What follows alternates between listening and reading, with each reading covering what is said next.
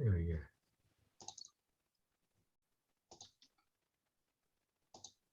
go. Okay, well, welcome everyone to this talk today.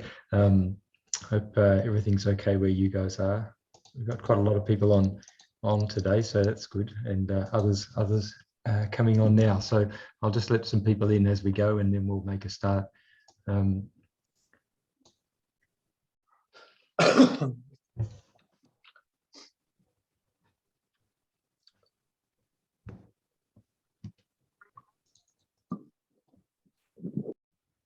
I didn't want to talk. I will make a start. Oh, here comes someone else.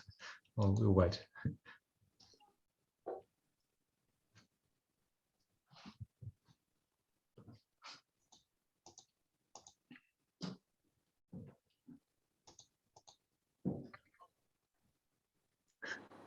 Hello, James. Okay, well, look, I think we will make a start now, and so welcome everyone to this this teaching session. I hope that I'm not going to talk for too long, and I hope that plenty of other people will be able to give their experiences of what they're going through at the moment, because I think everybody is at a slightly different stage in this phase of the pandemic, and I don't really want to talk too much about COVID in this series of lectures throughout the year, but I thought it would be good to just summarize where we are at in 2022, because actually things have changed in the last couple of months, and I think there's some good news, even though there's been a flurry of cases in the last month or so in most places. I think there's some actually good news on the horizon anyway. So I hope this year will be the other side of the pandemic. We'll see, but let's hope. So today, I just wanted to talk about where COVID is in 2022, particularly in relation to how it is for children. I'll briefly speak about COVID vaccines, but we've talked about that before, and I think you know all about that, and particularly for Omicron and where do we go from here. I want to just summarize what we know about this variant of the virus and where we go from here. Now, just to go back a little and explain what. Yeah. Okay. Kid is explain there. what. Oh, hey James. Explain what genetic variants are. They're not new. These new SARS CoV-2 genetic variants, they're not new. In fact, they've probably been around almost as long as what the COVID-19 SARS CoV-2 virus has been around. In fact, the first variant was identified in March of 2022, so it's actually almost 2 years ago, and probably they were there in January of 2020, and they generally, at least it was thought, that genetic variants arise in heavily infected populations, like the so-called the Delta strain arising in India, for example, the Omicron strain arising in South Africa, in heavily infected populations, often in people with chronic COVID-19 infections. It allows time for the virus to adapt and mutate. So that gives us some hope that perhaps variants are less likely to arise in well-vaccinated populations, but they still do, I think. Now, genetic variants only survive if they confer a competitive advantage. And this is important because some viruses may confer a competitive advantage because they replicate faster and they're easily and more transmissible. And some may have a competitive advantage if they escape immunity, either escape the virus or escape any innate immunity that the population might have. And I think what we are learning about Omicron is that it replicates faster. It's far more transmissible, way more transmissible than the previous versions, but fortunately it's not more severe. Some of the variants that have been described in the last 2 years, we won't go through all the letters of the Greek alphabet, but these are the main ones. Alpha was one of the first variants that was described, but there were, as I said, there were ones before that. Beta in South Africa, Gamma, Delta was the big one because that had both increased transmission and increased virulence. And the data suggests that it was, the increased mortality risk was somewhere between 1.5 and 3 times increased risk of mortality in countries where it was clearly measured, and it was known that this was Delta virus instead of the earlier Alpha virus.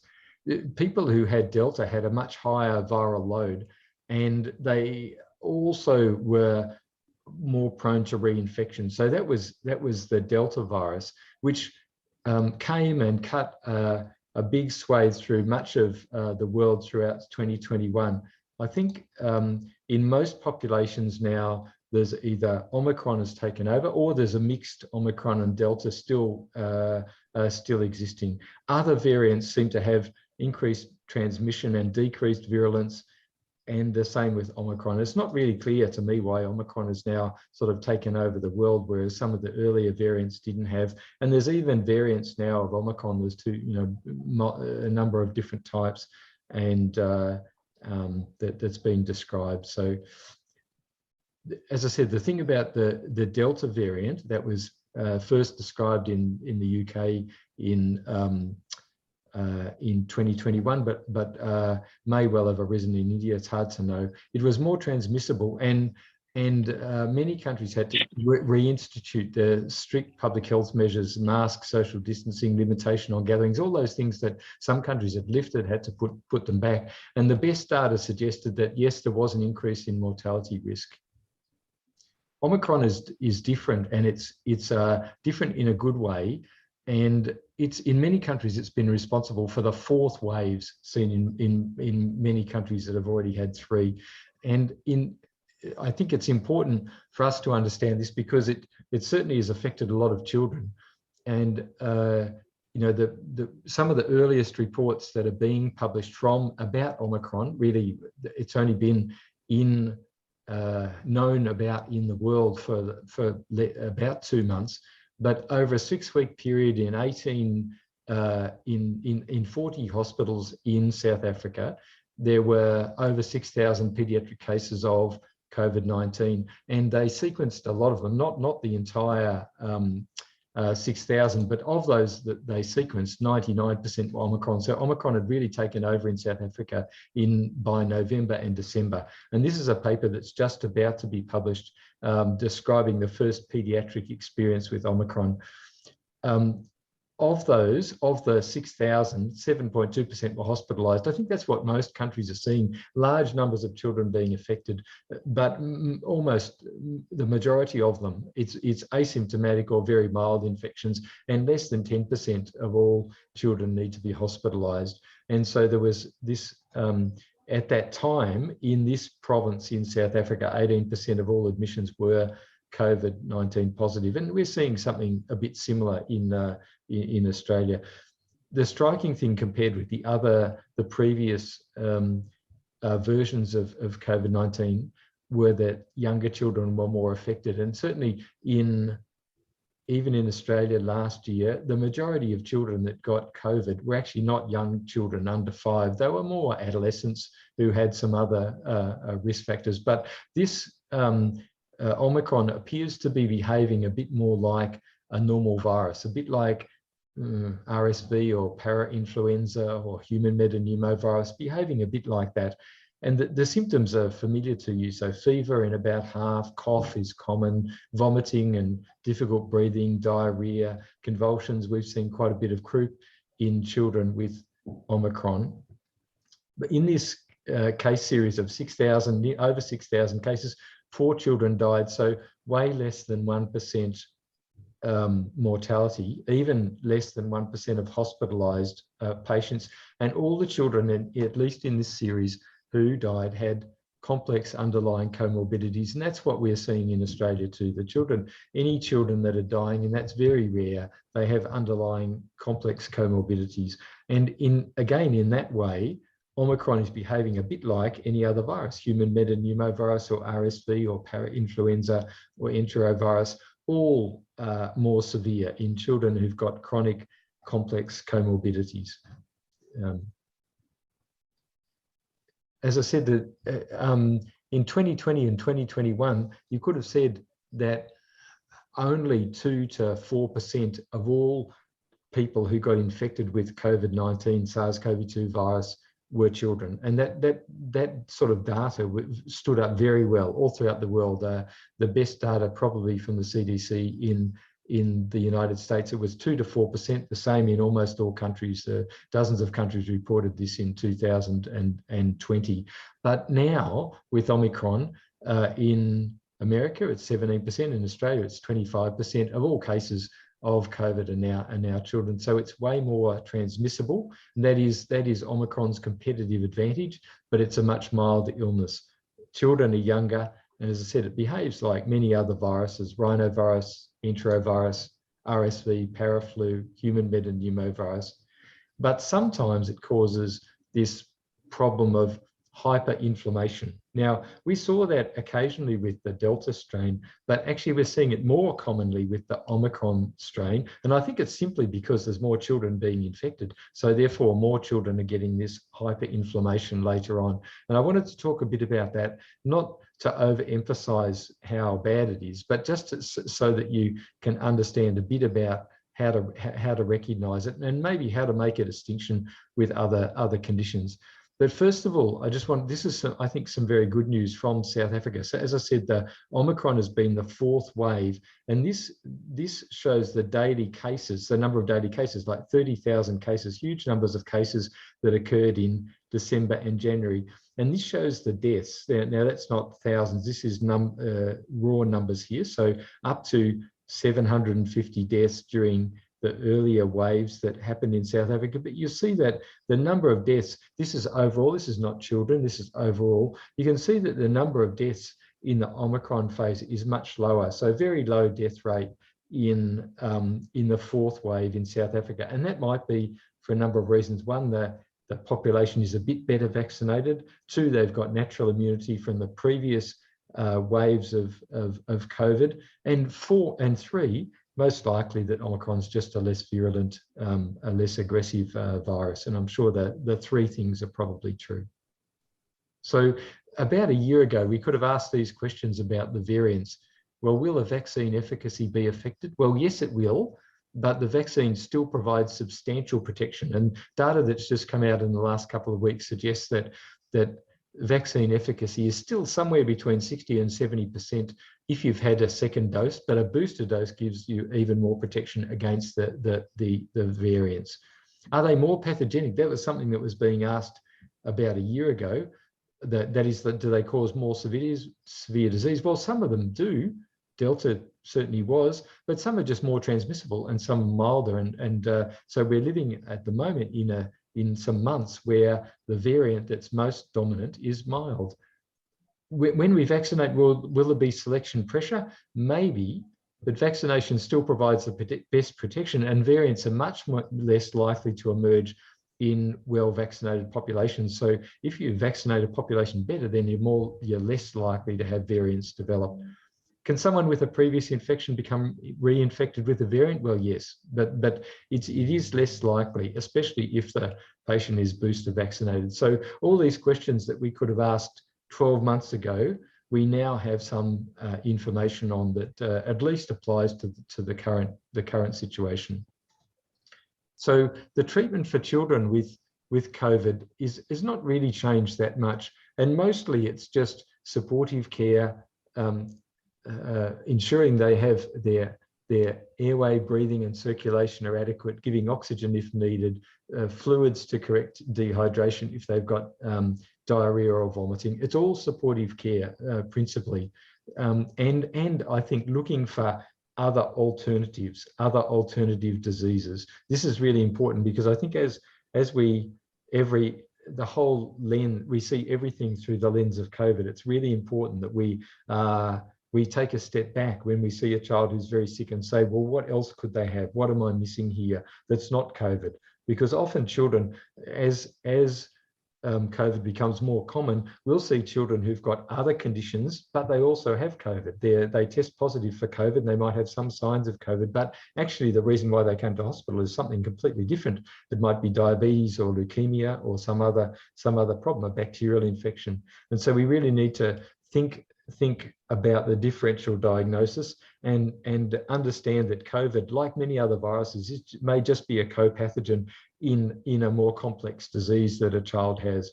So if you go through the process of looking after children, as we teach people in the hospital care for children, we triage patients appropriately, and you should look for emergency signs, check their oxygen saturation if there's any signs of respiratory distress. For children who've got respiratory distress, giving them oxygen if they're hypoxic, fluids to correct dehydration, and that could be just oral fluids if they're not too unwell, or it might be intravenous fluids. Again, take a step back always and take a good history and do a proper examination to see if you can find anything else that might be going wrong, and see if you can see any complications of COVID. Think about the differential diagnosis, think of bacterial sepsis, think of other causes. And the treatment really for COVID, as I said, is all supportive, but mostly if you see a sick child, then you'll give them back antibiotic treatment for sepsis. And for children who do have COVID and are needing oxygen, we know that using dexamethasone or prednisolone can help them.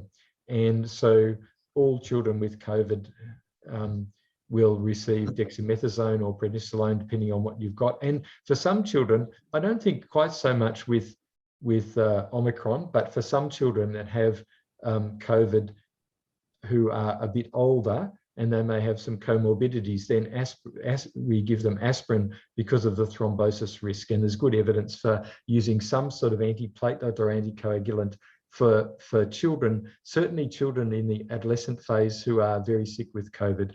We've seen many children with deep venous thrombosis or pulmonary emboli with the earlier variations of COVID, not so much with Omicron, because most of them have been young children.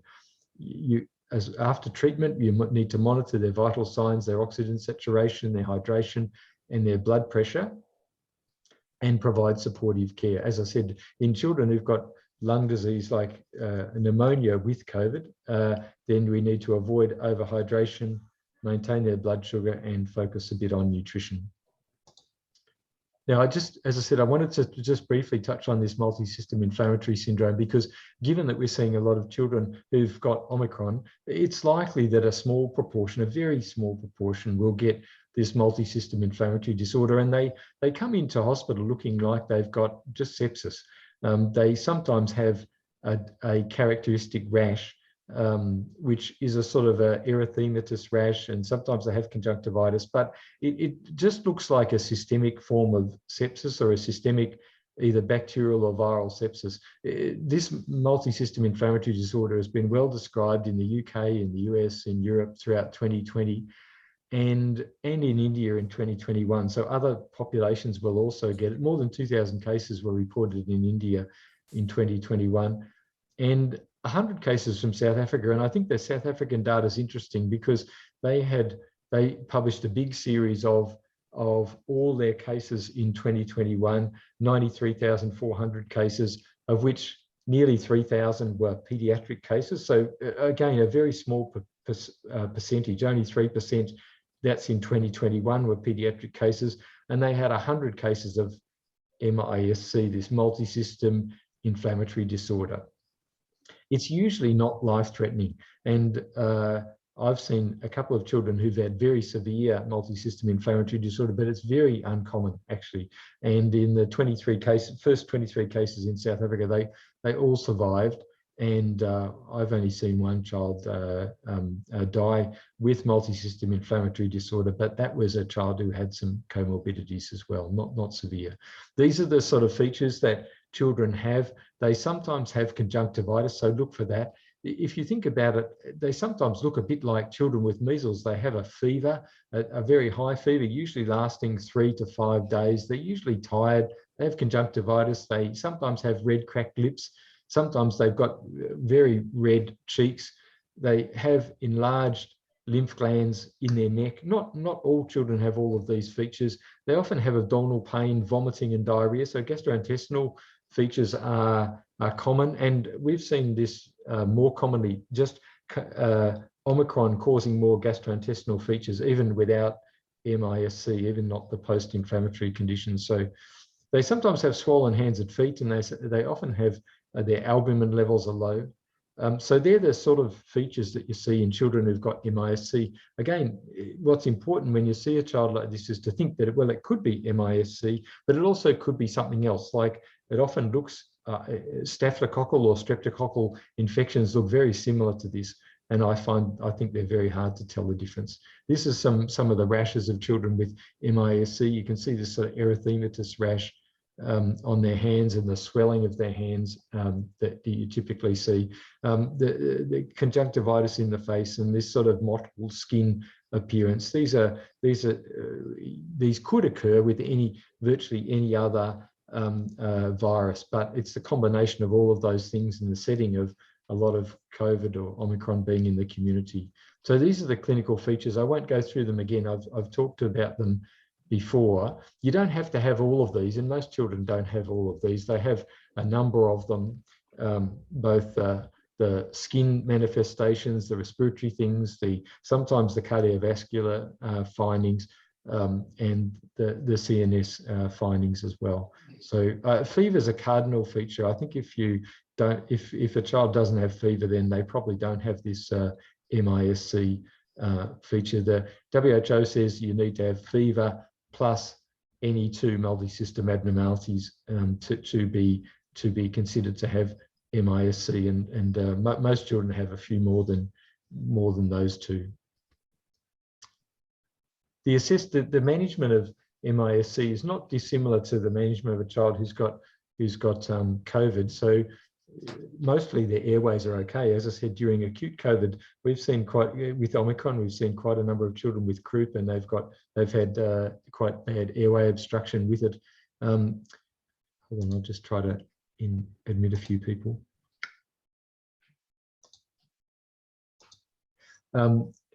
If they've got respiratory distress, give them oxygen. If you go through this sort of stepwise process, I think you can't miss things.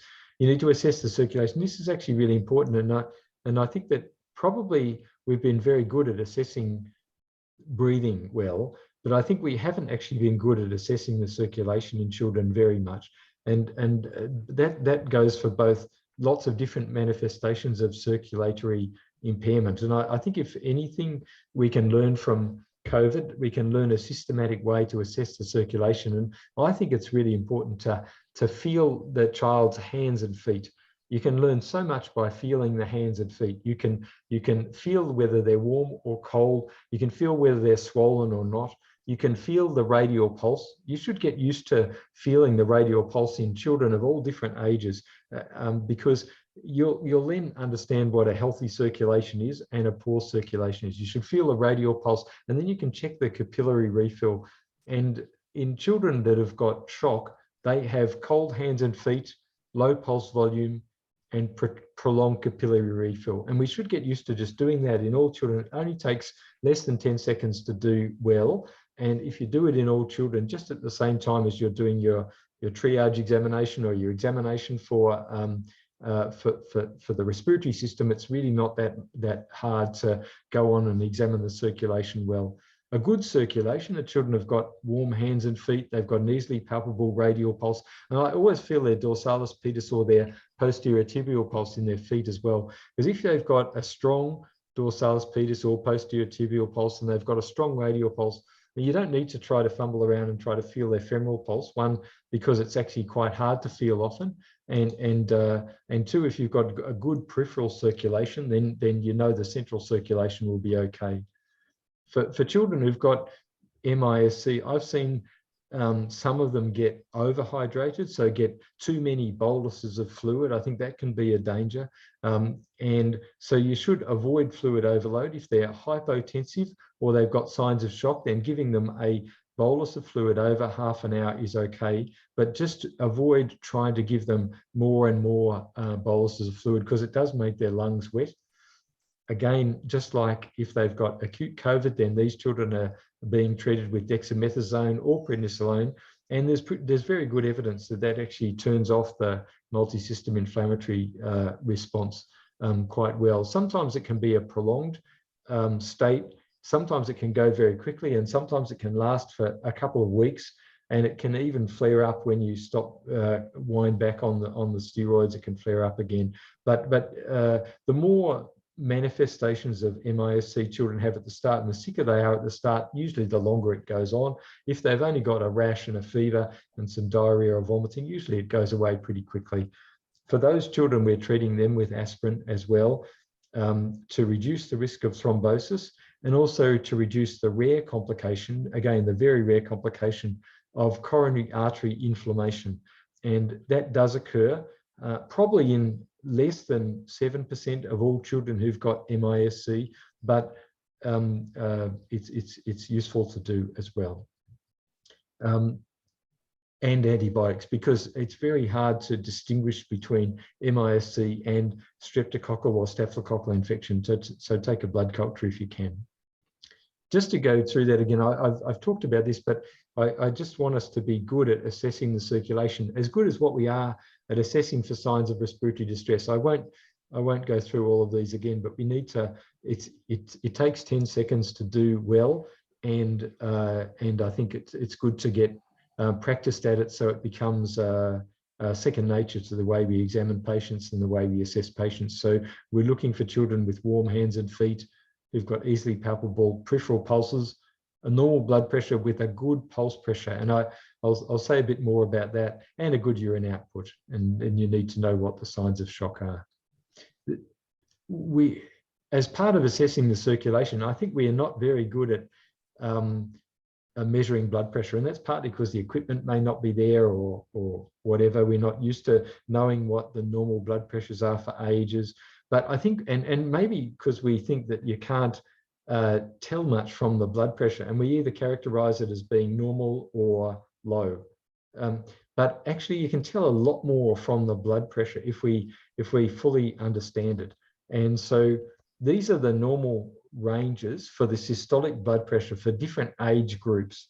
And this is the normal diastolic blood pressure for different age groups. And what's in between that is the pulse pressure.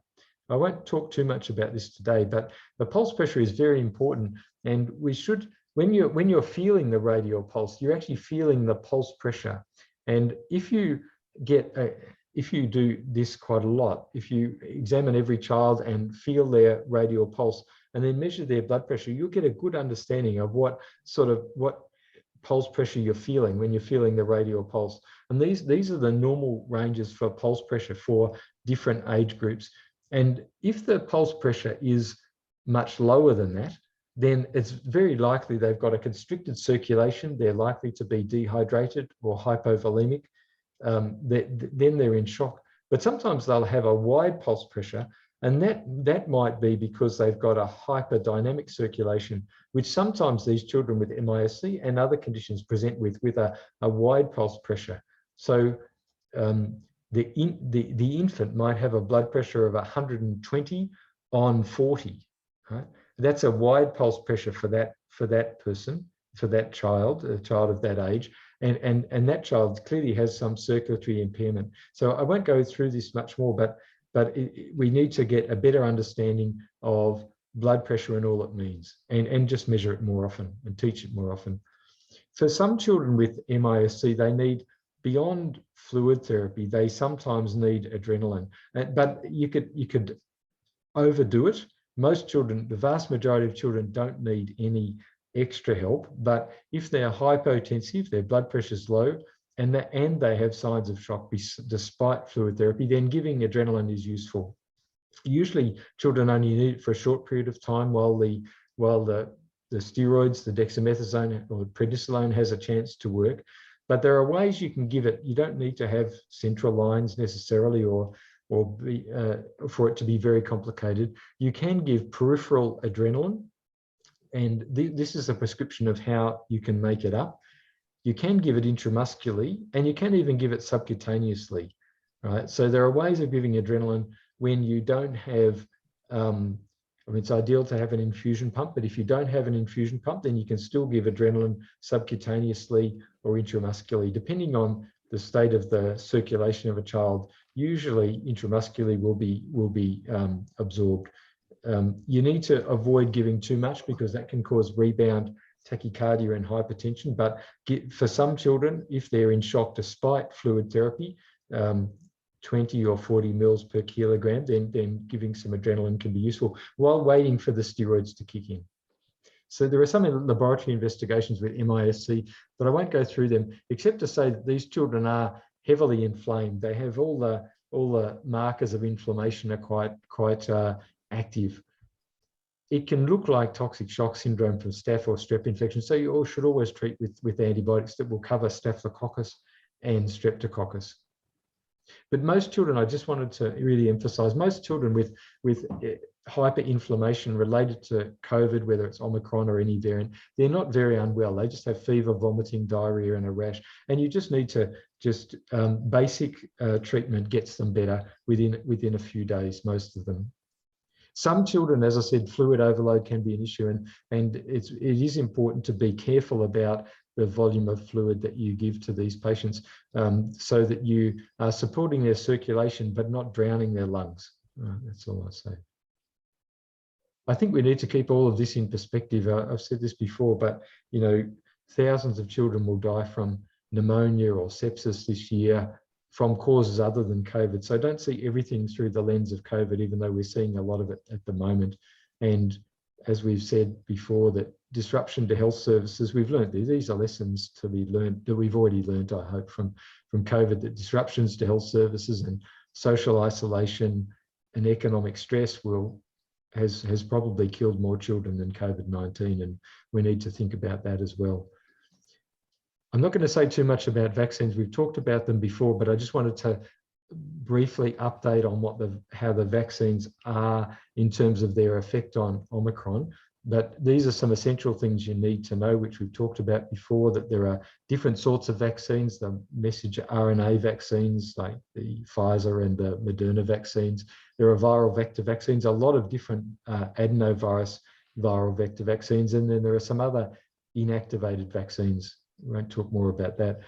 The Aspasinica vaccine, one of the first, if you like, the first adenovirus virus vector vaccine, is still effective against Omicron. And this is important for people to understand, that the data that's just been released suggests that it's effective. It's certainly effective against 2 doses, is effective against Delta, and it's probably effective against Omicron, at least effective in terms of reducing the risk of hospitalization and death. And so 2 or 3 doses is even more effective. So we know that there's waning immunity. Both the vaccine that was used in Israel, that showed it best probably, but clearly in almost all countries now, a booster is needed, and we don't know how often boosters are going to be. What's important though is that we know that fully vaccinated people can get Delta or Omicron and as a breakthrough infection, and they can spread the virus to others, but it doesn't necessarily mean the vaccine has failed. It's important not to see it as a vaccine failure, because people who are vaccinated are much less likely to die or much less likely to be severely ill. So we shouldn't, it's easy to see, I think, in this current era where lots of people who are well vaccinated are getting Omicron, we're also being protected from the vaccine. We know that vaccinated people are infectious for a shorter period of time, and that's why it's been possible for people to come back to work instead of having to wait at home for 14 days, or I think in New Zealand, they're still waiting at home for maybe 3 weeks. So remember, no vaccines are 100% effective, but cases in vaccinated people are milder than in unvaccinated people, except for one population that I'll mention. And we should think that a mild case of COVID-19, despite the vaccine, is not vaccine failure, as these people are very much less likely to die. But what we've seen, I think sadly in Australia, is that the elderly people are still at great risk, and despite, they're probably protected partly by the vaccine, but despite being well vaccinated, we've had a lot of deaths, and each day we're seeing 30 to 50 deaths, and most of those are from elderly people in nursing home situations, and most of them have been vaccinated at least with 2 doses. So what works in the treatment of COVID-19? I won't go through all of these, but we've talked about, oxygen works. We have evidence, even this week, a study of using CPAP reduced the risk of mechanical ventilation in adults with COVID, not children, but adults with COVID. So that works. Supportive care really works. So good quality care works. Dexamethasone does work. Aspirin works if there's a high risk of thrombosis. There's lots of expensive or new therapies, some of them monoclonal antibodies. They have a very marginal benefit, I think, and then only in certain circumstances. For many of these new drugs that you might hear about, they will work if you get them very quickly, and if you're a person of a certain age or with certain comorbidities. They're not really groundbreaking, I would say. And so all of these drugs that are, have been marketed in the last year, it's uncertain whether some of them, sotrovimab doesn't probably work against Omicron as well. And these other ones have some role, but very limited role. And so I don't get too worried if I can't get these for children I'm looking after, even if they're very sick. Actually, I think mostly it's supportive care. What's not effective, we know that now. Hydroxychloroquine is not effective, and ivermectin is highly unlikely to be effective. Studies are not done that are big enough. The one thing I wanted to sort of talk about a bit, just briefly, was about vitamin D. And I think the story about vitamin D is interesting, and I think it's probably one you'd put a question mark, or maybe even a symbol that looks like that against it. It's not certain, but I just wanted to talk a bit about vitamin D. There are multiple studies now showing that low vitamin D3, so you can measure vitamin D, 25-hydroxyvitamin D, is associated with increased mortality in COVID. There's numerous studies showing that. It's not clear whether COVID causes as an acute phase reactant, a negative acute phase reactant, where you get lower levels of vitamin D, just like, for example, the measles and vitamin A story. Measles causes a shedding of vitamin A, but also in children who are vitamin A deficient, measles is a much worse disease, of course. So we don't quite know, but I suspect it's a little bit similar to the vitamin A story with measles, that if you're vitamin D deficient, you have a much greater risk of maybe getting COVID, but also certainly getting very sick with COVID. So the best data is from adults, not so much for children at this stage. And if you do have bad COVID, then probably your vitamin D levels will go down. There's lots of, I won't go through this, but I think there's a very good review article on this that has mapped all the data on vitamin D and COVID, and I found it a compelling article. I think it's quite compelling, both the pathophysiological explanation as to why vitamin D deficiency might lead to increased risk of COVID, and why COVID might lead to increased risk of vitamin D deficiency, and the effect that might have on inflammation, which is actually the thing we were seeing the earliest in 2020 in Italy and in Europe, that hyperinflammation that would occur later on in adults who were getting COVID. There's a cogent explanation, I think, that's partly, not fully, but a small part of it might be related to vitamin D. These are all the data of all the studies that have looked at vitamin D levels and mortality risk in COVID, and I think this is a useful way to understand the data so far. There are multiple studies that have been done looking at mortality risk with different levels of vitamin D. And what you can see there is that the much higher mortality risk when the population, this is population average in that population, many of them are hospitalized populations, of course, and as the average population vitamin D level is lower, then the mortality risk is higher. This is a mortality coefficient. It's not mortality percentage, but it's a coefficient related to one to another. If you get to vitamin D levels of 50 nanograms per mil, then the risk of mortality with vitamin D is very low. It's not clear, though, that giving vitamin D to people who have COVID works, and it might be that it relates to long-term deficiency. And you might think that, well, in a tropical country, in tropical environments, we have a lot of exposure to the sun, and so therefore we would all be vitamin D replete. We wouldn't be vitamin D deficient. But I found this study also compelling, that in African countries,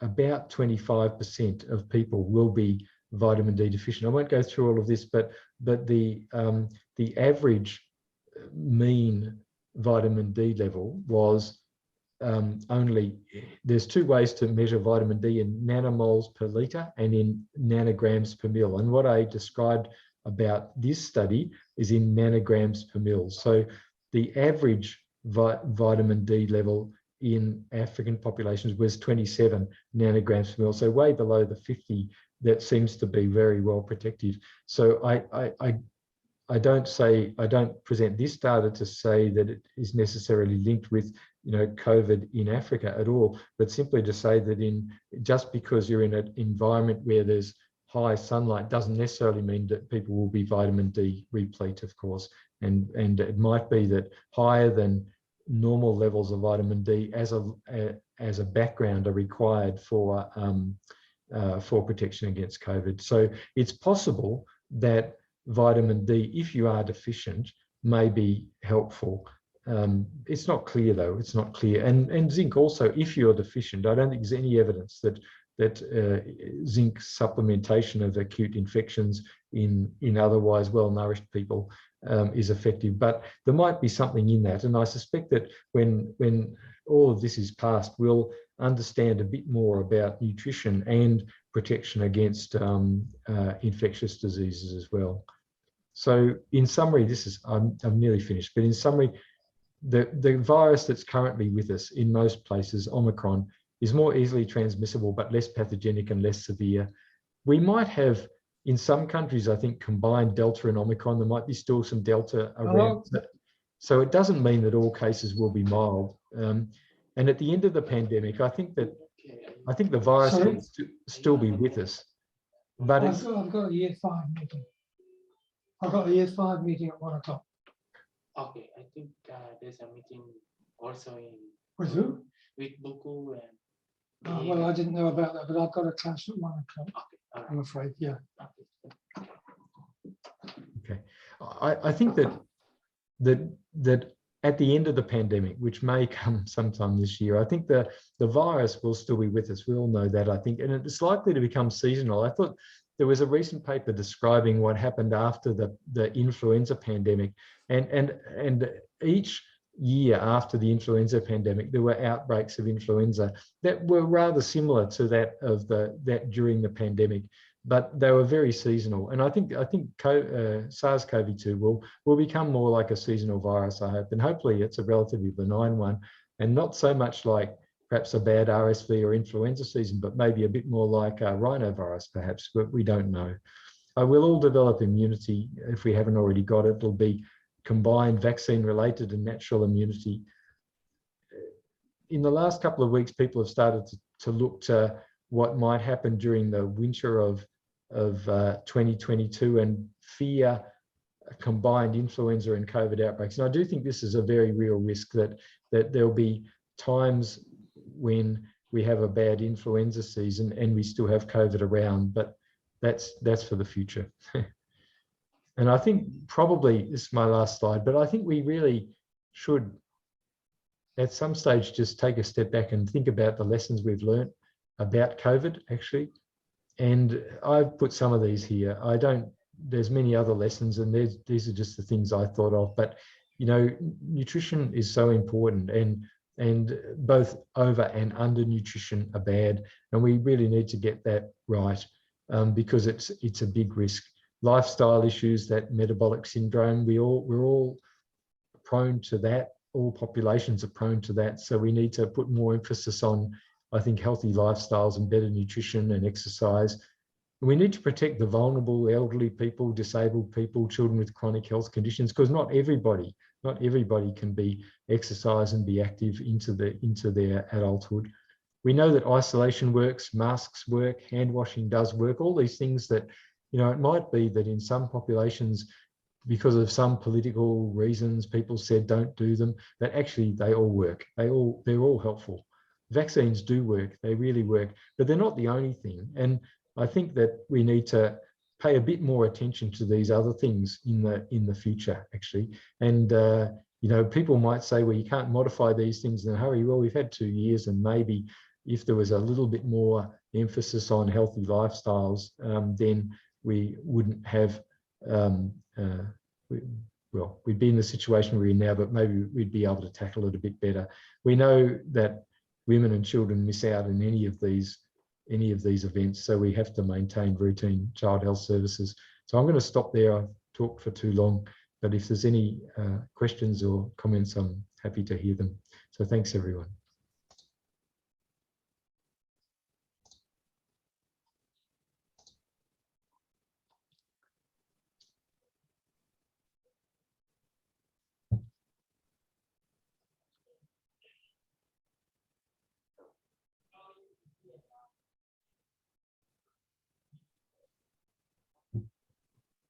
If anyone's got any any information about what you're seeing at the moment in terms of cases in children, that would be helpful.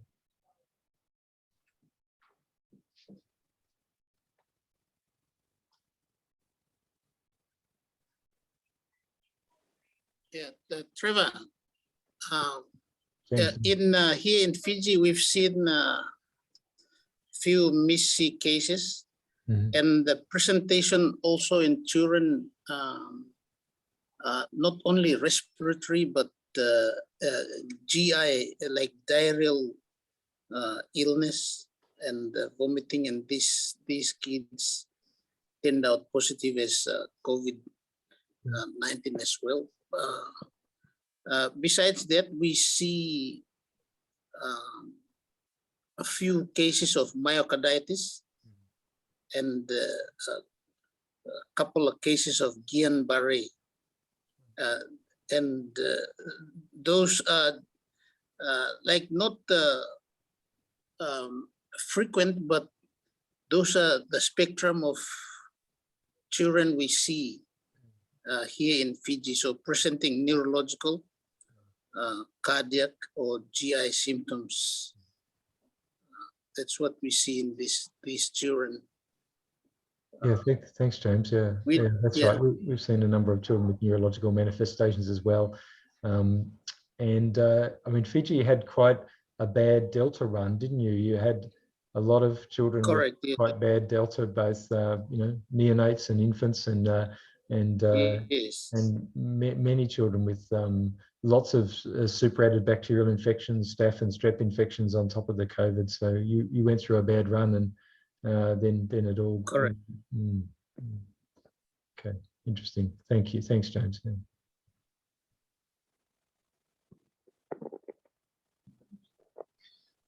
Yeah. Good afternoon all. From Jen, I think we've had about 60 cases from the beginning of this year until now. Most of the children have underlying comorbidities. Just for this year, we've had about 2 deaths already, and both have had underlying comorbidities here. So we seem to be seeing a little bit more children than as compared to last year. So a bit more infectious at during this time here. That's all. Yeah, thanks, Glenda. Yeah. Have you seen any of the post-inflammatory cases yet, or mostly they're acute COVID? Most acute COVID, yeah.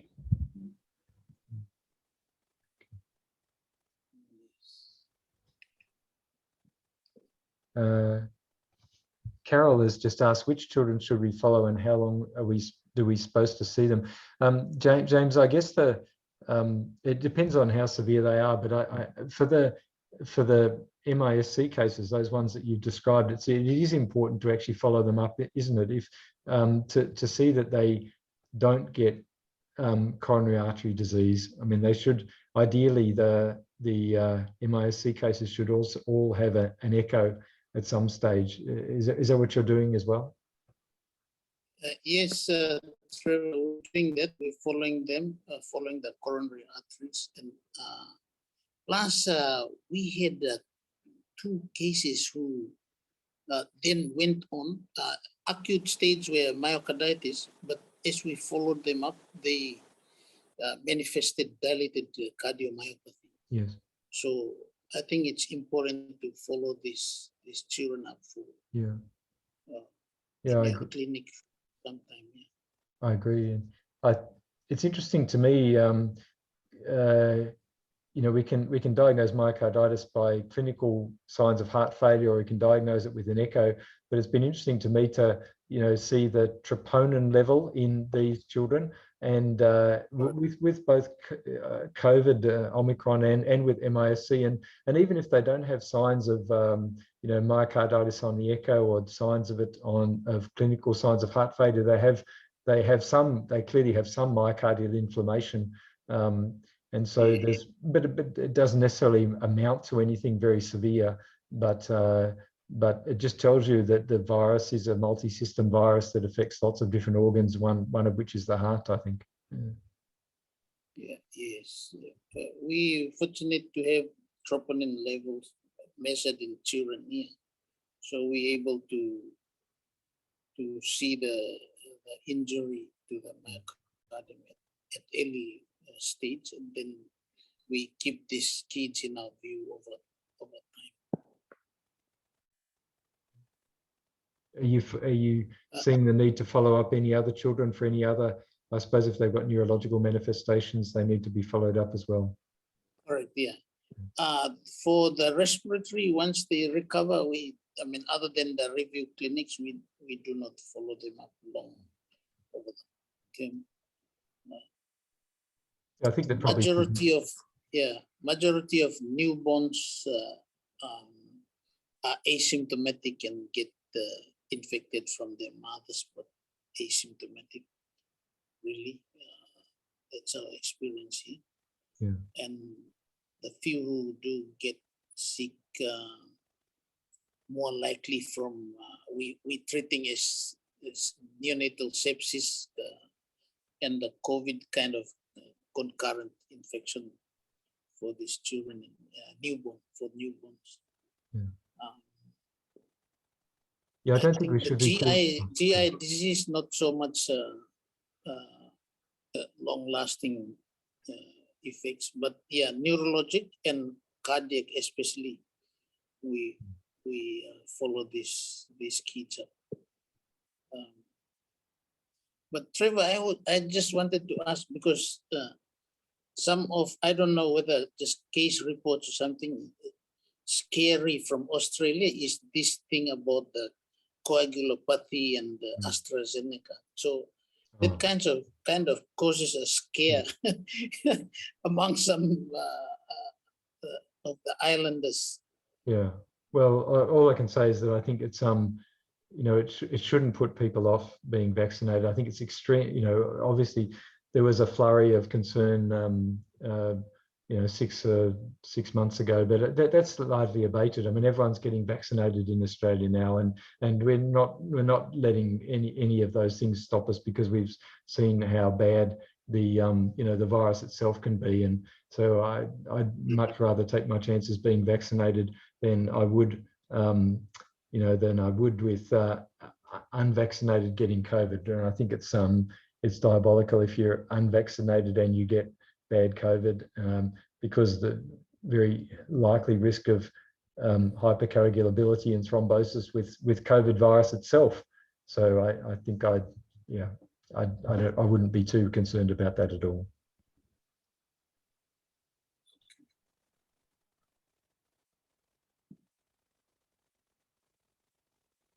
Okay, well, I hope that's useful. I think mostly we've covered things that everybody is seeing every day, but sometimes it can be useful to just stop and think about the situation we're currently in, and think about how things are a bit different from what they were a year ago and different from 2 years ago, and hopefully a bit better. Hopefully we've learned so much. So.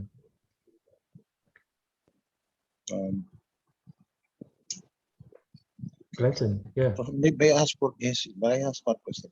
Just concerning home remedies, I just want to hear what you have to say about.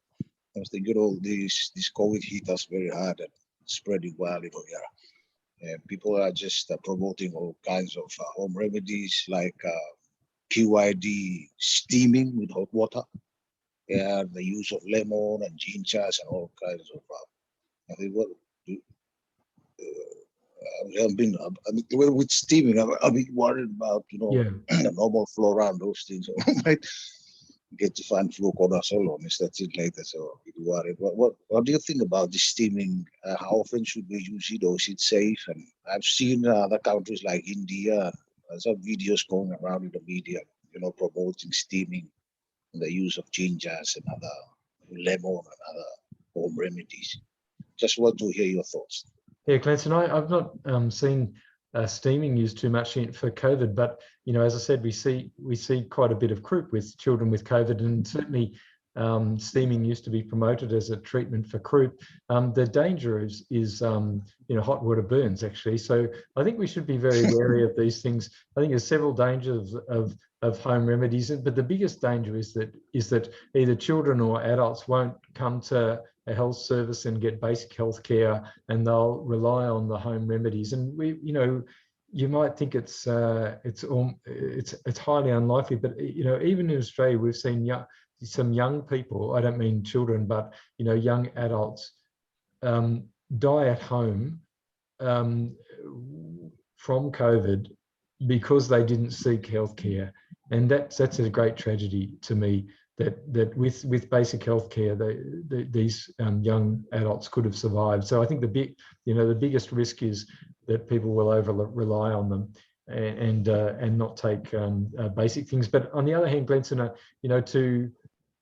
to counteract that, I think we also need to emphasize just the importance of nutrition. It is very important. So people who are recommending lemon and ginger, I wouldn't necessarily criticize them too much, because I think there's lots of good nutritional things that people can do to improve their nutrition, and that can only be good. I don't think they're specific treatments for COVID, but they make us healthier and maybe give us some protection against viruses. Does that make sense, Glenn? Yeah. Thank you very much.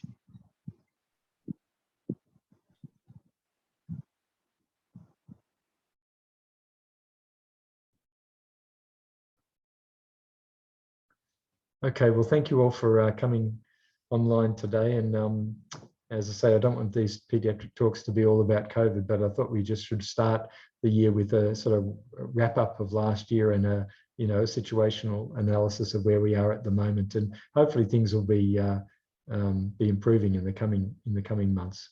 So thanks everyone, and hope to see you again next week or the week after. We'll see. All right. Thanks everyone. Bye-bye.